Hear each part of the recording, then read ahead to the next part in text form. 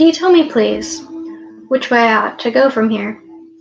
That depends a good deal on where you want to get to, said the cat. I don't much care where, said Alice. Then it doesn't matter which way you go, said the cat. So long as I get somewhere, Alice added as an explanation. Oh, you're sure to do that, said the cat, if you only walk long enough. Is an excerpt from Lewis Carroll's Alice in Wonderland. And an interesting choice, but a choice, nonetheless, to start this off with. Every day, choices are made. Some of them are simple, such as what to watch today, Sleepy Hollow, or Hocus Pocus. Or something simpler still, how to keep warm in a cold room, with a hoodie or a blanket.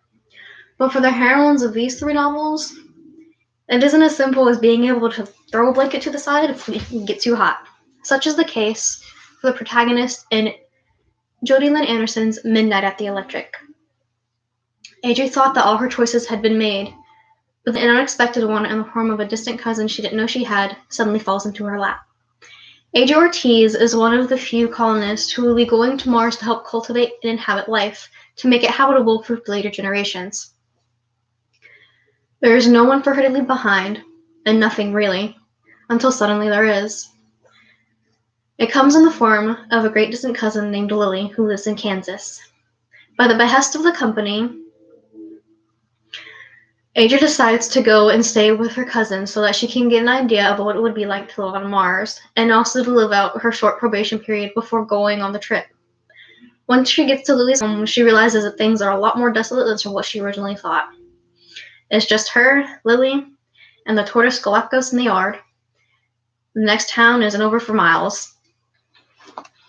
In a bid to keep her mind busy and basically keep her sanity, Adri goes hunting around Lily's house for things to do. During one such little excursion, she comes across the diary of Catherine Goodspeed, who lived in the house prior to Lily during the Great Dust Bowl in 1934. Intrigued, she begins reading, and she learns about Catherine and her family, and a little about the electric. But unfortunately, Catherine's story comes to an abrupt halt, and Adri desperately wants answers. So she goes to Lily and asks her what she knows about Catherine and her family, as well as the electric. But unfortunately, Lily's mind isn't all there, and she can't remember things like she used to. So, in a bid to continue and search for the answers, Adri makes the decision to go back to Catherine's diary and look at one final entry that mentions someone by the name of Lenore Allstock. She makes the choice to go and hunt around the house for these letters. She finds them and discovers that Lenore and Catherine's mother were correspondents in 1919. Now, while Midnight at the Electric is certainly set in Kansas in 2059, and Adri is the main protagonist, there is enough page time given to Catherine Goodspeed and her story set during the Dust Bowl in 1934, as told through her diary entries as well as flashbacks, and to Lenore Allstock as well through her letters written in London during 1919 as well as flashbacks. Through these two other stories, Adri finds that they all have one commonality. Should I stay or should I go? It is the choice that they all make and the ramifications that come with it. And she discovers that if she makes one choice over the other, what will happen? If she stays, she loses everything but Lily, and if she goes, she loses Lily. Midnight at the Electric by Jodi Lynn Anderson should definitely be added to your reading QA because it not only spans over 3 different generational stories, but it also ties in family dynamics and shows that familial love is something that lasts forever. On the other hand, there is, pardon the gratiness, there is Justina Ireland's Dread Nation. So take what you know about 19th century America, roughly around the Civil War, add in a biracial teen, Jane the protagonist, throw in some shamblers, aka zombies, and you have her story. Jane McKean is a biracial teen girl living in war-torn and war-ridden America, but it's not brother fighting brother here. Instead, it's man fighting zombie. In a bid to protect herself as well as her mother, at the request of her aunt, Jane decides to go and attend Miss Prescott's school of combat, where she learns not only how to defend herself, but to be an attendant. This is something that all the girls in the school must learn to be. An attendant is essentially someone that looks after another young lady of higher social standing, generally rich and white, to protect her not only from shamblers, but her virtue as well. And while Jane does want a future, she doesn't exactly want to be an attendant all that much, and the decline for them starts to go down. She kind of wants answers. And the choices that she makes, some of them good, some not, definitely reflects in this. As noted, Dread Nation takes place in 19th century America around the Civil War. So as one can imagine, racism unfortunately is still rampant. Despite all of this, Jane McKean is a biracial teen girl who's headstrong and speaks her mind, and knows exactly what she wants, and the choices that she makes in order to get those answers, well, aren't exactly the best at times, but she certainly knows how to get them. With that said, despite her attitude of not wanting to be around her classmates and keeping them at arm's length, it is certainly true that she does care for them, and if things start going south, so to speak, she will look out for them and make sure that they're protected.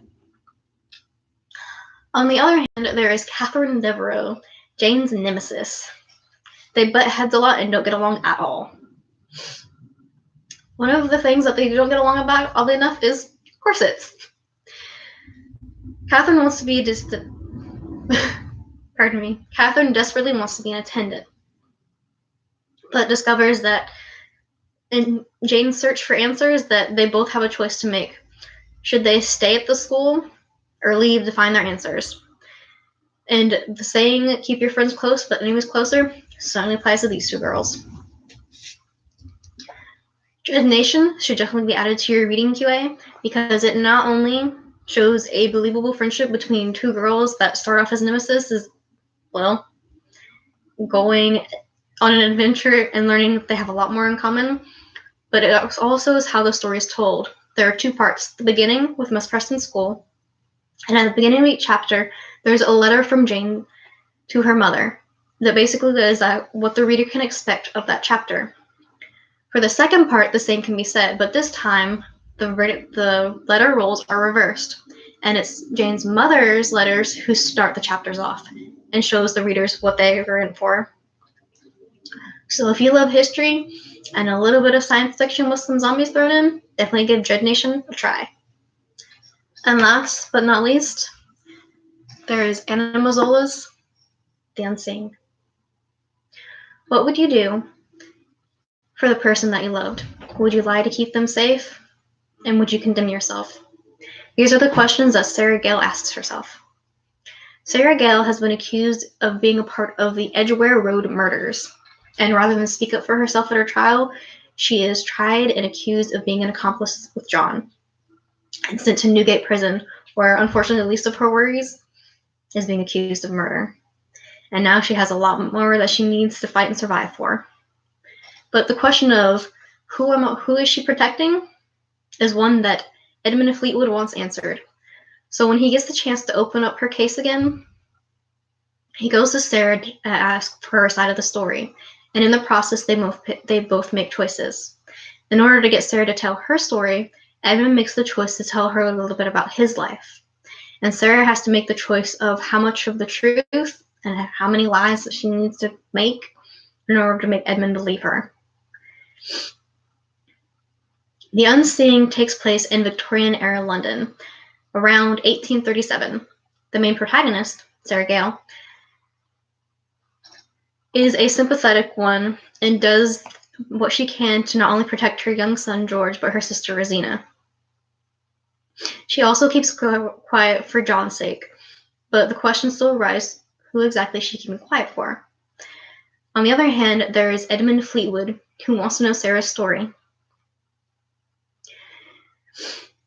He is sympathetic in that he lets they both let each other into their lives and let their stories unravel. And they find that they have a lot more in common than what they originally thought. The Unseen should definitely be added to your reading QA because it not only has a sympathetic protagonist who is protecting someone that she loves, no spoilers here, but it also gives an equally sympathetic Secondary character who desperately wants answers and wants to help her.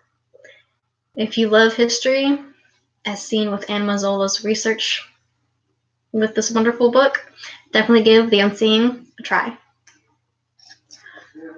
Choices are made every day. Sometimes they're good and simple. How do I keep warm?